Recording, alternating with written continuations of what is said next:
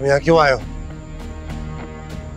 मैं तुम्हारे उस सेठ मूसा को सारी बात साफ साफ कहती थी ना। इतनी गर्मी खाने की जरूरत नहीं है यार, हम ये बात ठंडे होकर आराम से बैठ के भी कर सकते हैं। चल अंदर चल के बात कर। खबरदार, खबरदार, जो मेरे घर के अंदर कदम रखने का सोचा भी तुमने। जैसे तेरी मर्जी। मैं तो ये चाह रहा था कि ये बात हम चार दीवारी के अंदर करते ताकि किसी तीसरे तक तेरी रुसवाई ना पहुंचती, लेकिन तेरी जिद ये है तो फिर ये सही। मुझे तुमसे कोई बात नहीं करनी है निसार। मेरे पास तुम्हारे जैसे फ्रॉडी के लिए ना टाइम नहीं है। जाओ, दोबारा ना आना। सोच ले असलम, आज तो मैं अकेले में तेरे से ये बात करने के लिए आया हूं, लेकिन कल शायद ऐसा ना हो। सेठ मूसा के गुस्से से तू वाकिफ नहीं है। धमकी दे रहे हो? नहीं यार, असलन तू गलत समझ रहा है। मैं तो राजीनामा और सुलह का पैगाम लेकर आया हूं। अब फैसला तेरे हाथ में है, या तो जंग या फिर रिश्तेदारी। बकवास मत गिराओ। क्या समझते हो, इतने बरसों के बाद आके कुछ भी कहोगे मान जाऊंगा मैं? अब ऐसा नहीं है। मैं अपनी बेटी का हाथ उस जवारी सेठ मूसा के बेटे के हाथ में नहीं दूंगा। हो गया होगा रपति, मेरे लिए ना अभी तक उसकी वही औकात है। अच्छा, जवानी तो तू अपने वक्त में भी कड़ाके का था, भूल गया शायद। और किस बेटे की बात कर रहा है तू, जिसके पैदा होते ही उसके पत्ते काट दिए थे तूने और हार गया था सेठ मूसा के आगे जुए में।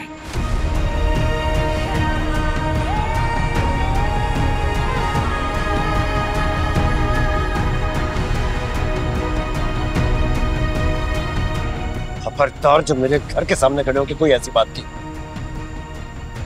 असलम मर चुका है, वो जगह वो धंधा छोड़ दिया मैंने। ये घर मेरी हक हलाल की कमाई से चल रहा है, समझे हो तुम? ठीक है, तू कह रहा है तो मान लेते हैं ये बात। वैसे मैंने तो ये सुना है कि चोर चोरी से जाता है, हेरा फेरी से नहीं जाता है। तुम्हारी फजूल बातें यहाँ सुनने के लिए नहीं खड़ा हुआ। चला जाओ, दोबारा ना आई यहाँ पे। तेरी बेटी को पता है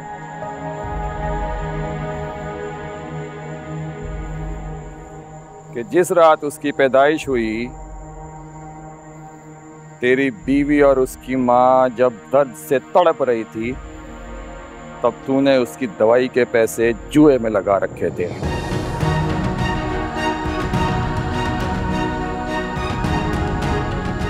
तेरी बेटी को पता है ये बात कि जब उसकी माँ मर रही थी, तब तू बैठ के जुए की बाजी पे बाजी खेल रहा था।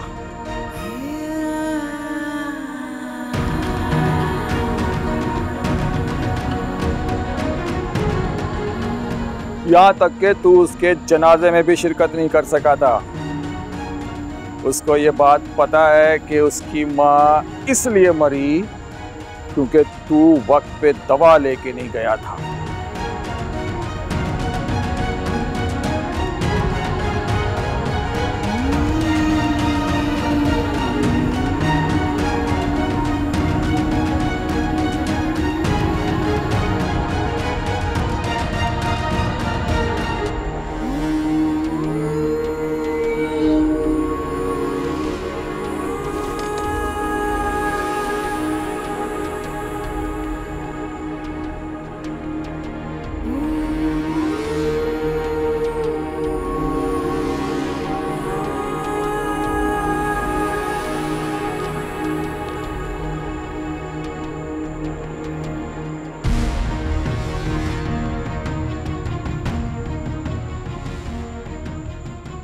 याद है असलम, या कुछ और याद दिलाऊं?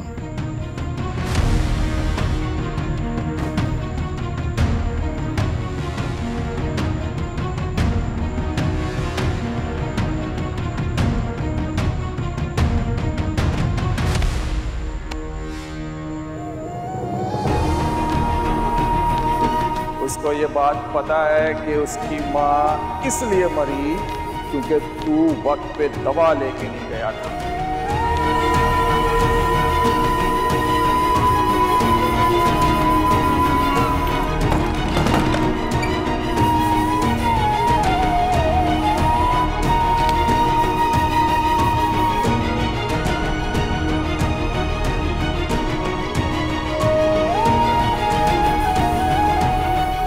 किस बेटे की बात कर रहे थे जिसके पैदा होते ही उसके पत्ते काट दिए थे तुमने और हार गया था सेठ मूसा के आगे जुए में।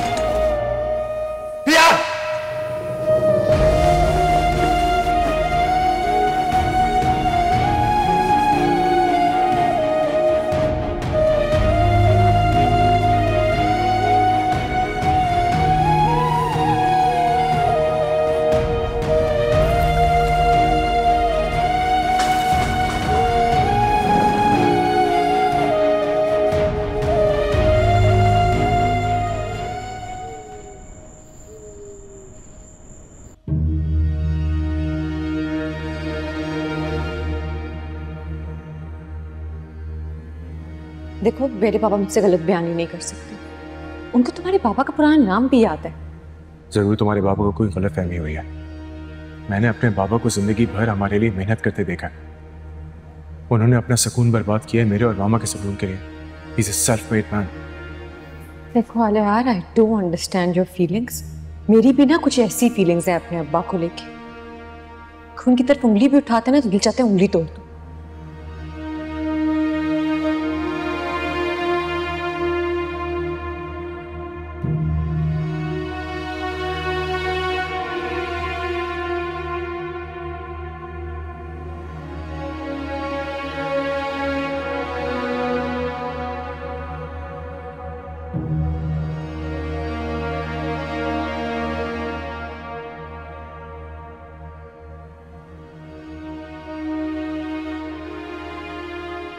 कमाल है, फोन नहीं उठा रहे हैं। किधर है?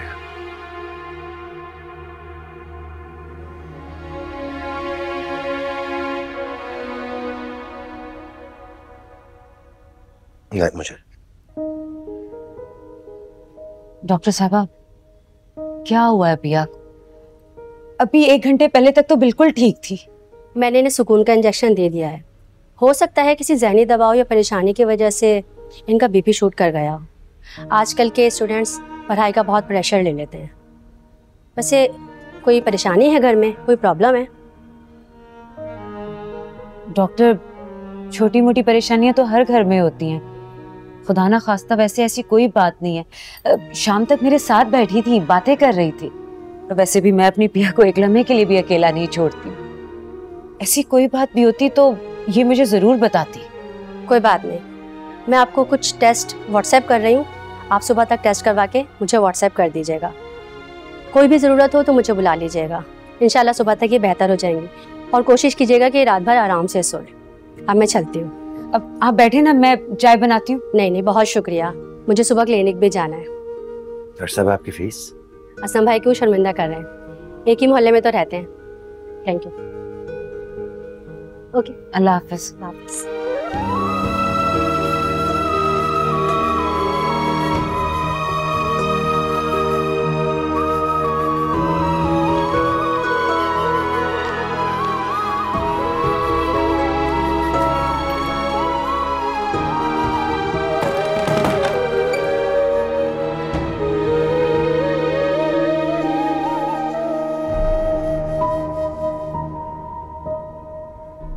अचानक पिया हुआ क्या हो गया था?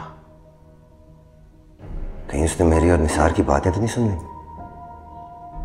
नहीं, ऐसा नहीं हो सकता।